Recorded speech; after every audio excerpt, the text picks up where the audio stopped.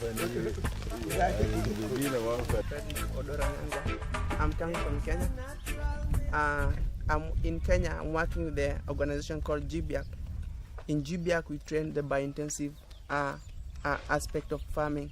That is the double digging, companion planting, composting, close spacing, carbon and calories farming, open pollinated, and whole system. So I'm here in Ghana. I came in Ghana 20th of February with the invitation of Mr. Isaac to come so that we can disseminate this information of biointensive. So here I'm in the agroforestry section department, and here we are trying to nurse some of the seedlings. As you can see here, we fill the tubes before we arrange them to the wherever they should be, so that we plant the seeds, or rather seedling. So after we have a way of mixing the soil, not just soil and raw compost, we have the proportion that we need to adhere to. Like we need to take 1, 2, 3. That I mean 1 sand, 2 topsoil, and the 3 compost manure. After that, you mix it properly, then you put the tubes. So here we have arranged a number of tubes. Like you can see here, we have the moringa, and moringa is one of the very important tree, as it's used for medicinal, it's used for firewood, but mostly in Kenya it's called a miraculous tree, or a wonderful tree, because in for medicinal it treats more than 400 diseases in the body. So if somebody can plant them, that I can say thumb up to you, because you are being your own health. We are also nursing the fodder, like we have the sesbania, calandra, and other ornamental, like this one, they are ornamental, so you can plant them around the compound, or rather around the house, so that it makes the environment look neat and beautiful. So these are empty tubes that we are already filling them, so that we can plant other seedlings, other seeds.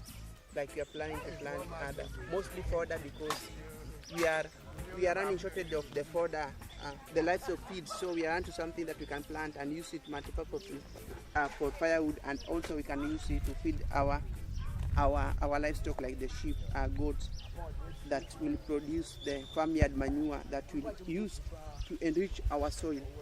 So that's what we have here. And as time goes, we want to plant more.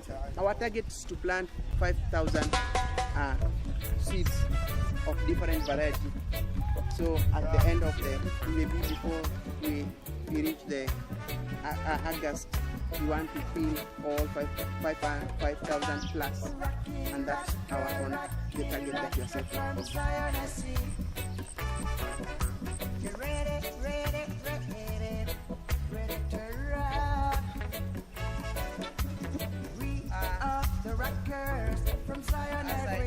My name is Alfred.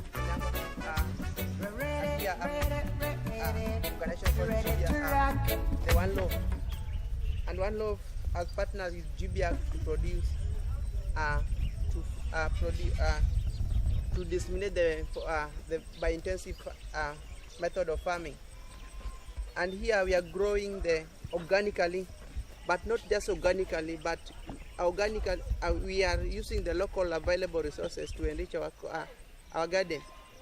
And here you can see we are using the open pollinated seeds, and they are locally within the community. So advantage of using the open pollinated seeds is that they are resistant to harsh climatic conditions. Like since January, it has just rained twice up to, since January. So you can see, and the plants, they are just okay. So that's one of the advantages of using the open pollinated seeds, which are organically. Another thing, they are resistant to diseases. As you can see, you may think that we have sprayed anything to this crop, but nothing. It just we enrich the soil with the compost manure.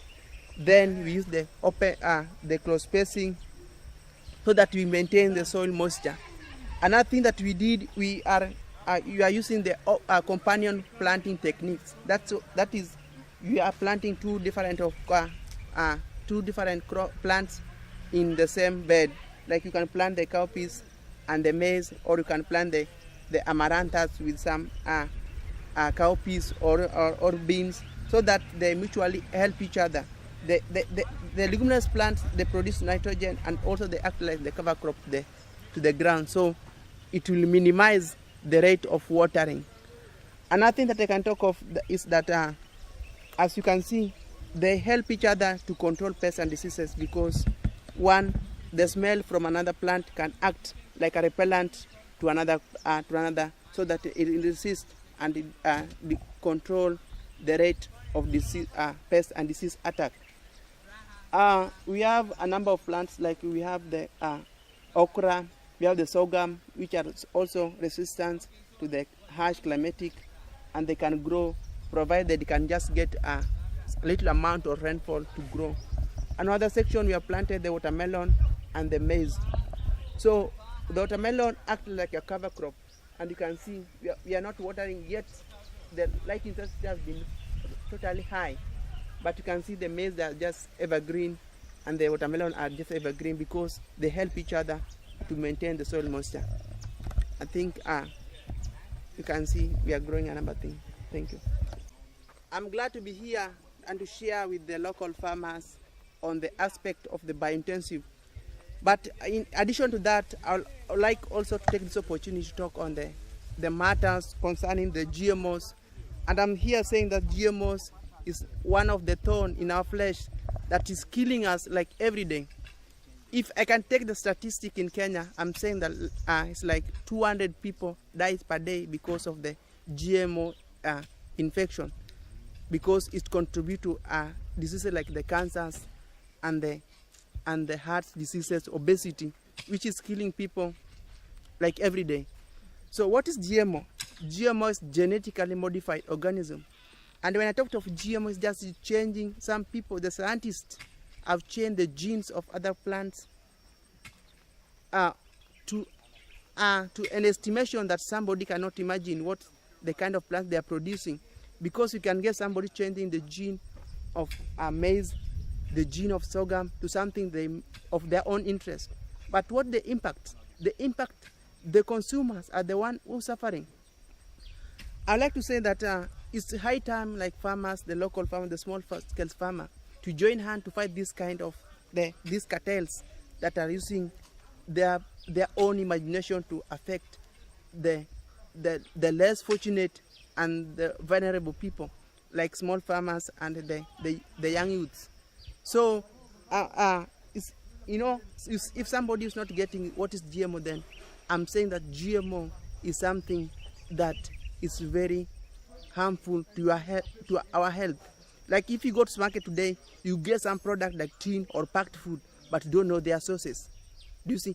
Then we enjoy ourselves, calling ourselves youths, digital youths, consuming what we don't know. For how long are we going to suffer in the hands of people of their own interest, rather than eating the local available and the locally produced with the organic system? I'm calling somebody to understand me that we are here to join hands to produce such kind of product that is very good. As you can see, this is locally produced amaranthus, and you can see how healthy it is. We have not used any chemical. Why should you go to market? Why should you go to supermarket? Why should you go to somewhere else to import something that you don't know how it was produced? Yet because you are focusing on the quantity rather than focus on the quantity. I prefer somebody eat something like this, locally produced, use open pollinated, use their biointensive method to produce it, rather than going to somewhere in the market, buying something imported from Germany, imported from US, not knowing the person and the process of how it was being produced. As Ghanaian, as Kenyans, it's high time we join hands to fight this issue of GMO, or else the generation that will come, the fourth generation, will not get it easy. I think they are going to suffer more than even we are now suffering. Thank you. May God bless you all.